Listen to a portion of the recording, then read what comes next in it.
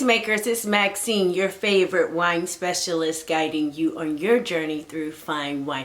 And it is Monday, so you know that it is Monday Wine Q&A. So let's hop right into it.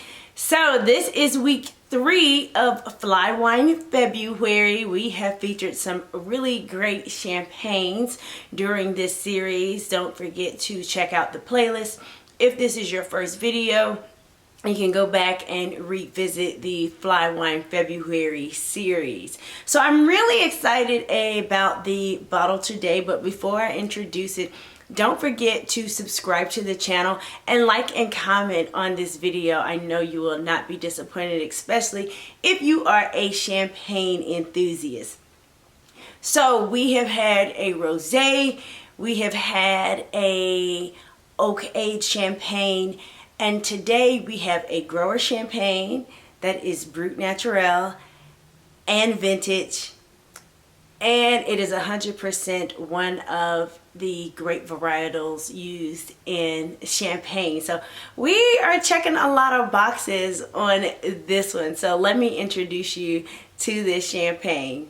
So today's champagne is Champagne Geoffroy Meunier Millicent, the 2013 vintage, and this is a Brut Nature.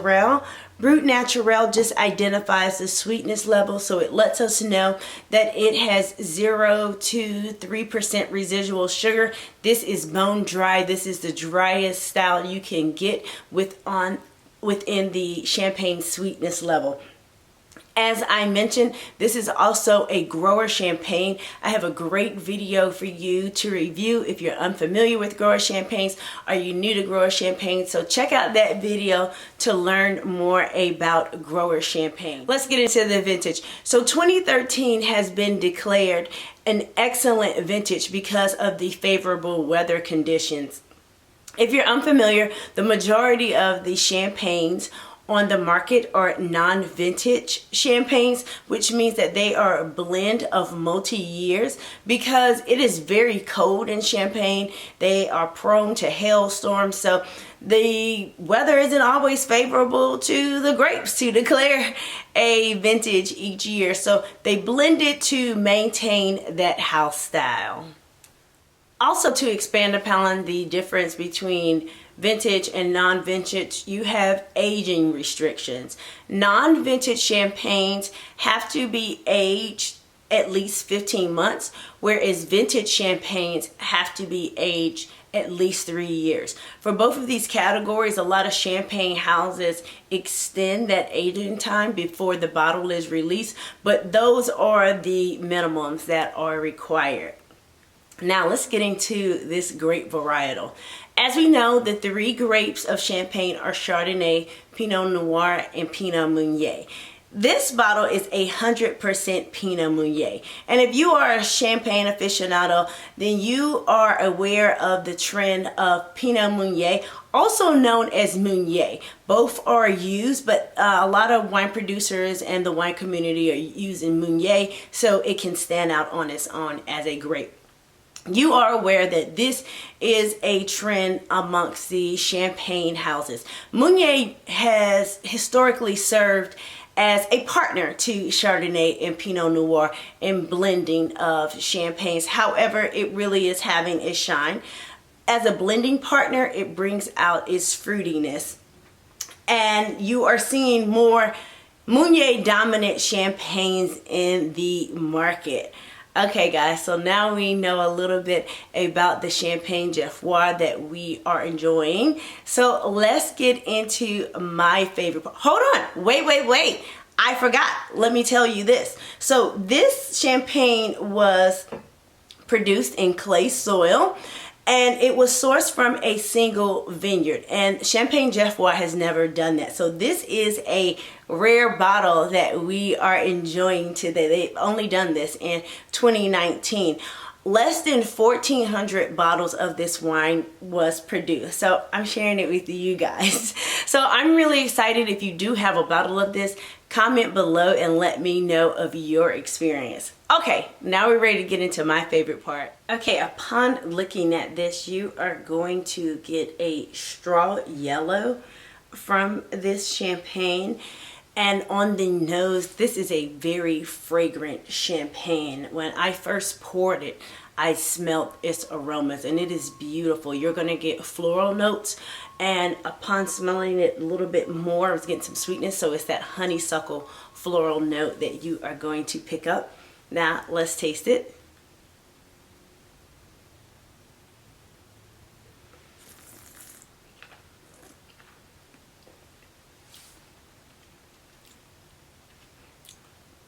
This is nice. Great acidity on this one. Upon tasting, you are going to detect citrus. The citrus definitely shines. Also, you are going to pick up a saline character. So saline means salty. And I have noticed this in the Pinot Meuniers that I have tried, Pinot Meunier led champagnes. This is my fourth Pinot Meunier led champagne, and I'm noticing that characteristics with each one. This is that kind of like briny saltiness. It's not overpowering. It's just a hint. It's just a hint of salty. So please do not think that you will dislike this. It's just a characteristic of the Meunier grape. Also, you're going to pick up minerality. As I mentioned, this has clay soil, and it's also from France and Champagne, so minerality is to be expected. On the finish, you are going to get orange, and I also picked up hints of tart berries as I was examining this one. I'm going to taste it again. I really enjoyed this. Upon pouring, it has a fine mousse. The bubbles are just delicate and have a continuous stream. I really enjoyed this bottle. I'm excited that I opened it to share with you guys and feature it on Fly Wine February. But now I want to get another bottle. I want to see if I can find another one of these bottles, because I think this would be really good to have in my collection. So what are we eating with this champagne? Because it is Meunier dominant, it is Brut Nature, we want to be able to have something that complements that one, and seafood never fails us. Lobster, fried mushrooms would be a really good one. I know that's not seafood, but that's another option. Crab, and also fish tacos. I'm going to make fish tacos to pair with this and see how I do.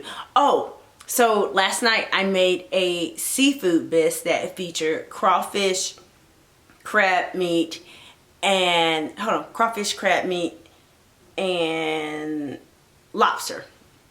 And that was really good. I tried it with that, and it paired very well with that one. It was able to stand up to that cream sauce. So I would even do a seafood bisque with that one. That was really good. I was proud of myself on that bisque. But back to the champagne. Okay, so now we have our food. We have our champagne notes. Who are we enjoying this fabulous bottle of Champagne Geoffroy with? We are enjoying this with all our favorite wine lovers. Because Meunier dominant champagnes are new to the market, a lot of people have not tried them. So if you are that champagne friend that is leading the wave amongst your group, introduce your group to the Meunier lead based champagnes, so everyone will be familiar with it. So we will see how champagne shines. We've able to see Chardonnay shine and Blanc de Blanc. We're able to see Pinot Noir shine in a lot of the rosés, or just not even in rosés, just a lot of these champagnes that are in the market. We're able to see these other great varietal shine. So I'm really excited about Meunier's moment in the spotlight and how it is really being embraced. So share this with your friends, because they will not be disappointed, and then they're able to detect certain things that are in the champagne. Also, I would even suggest to compare this to a non-vintage. I would stay within the same producer, just so you can kind of see what a vintage champagne tastes like, the characteristics that that particular year delivers. And if you're unfamiliar with that one, that's a really good exercise to do.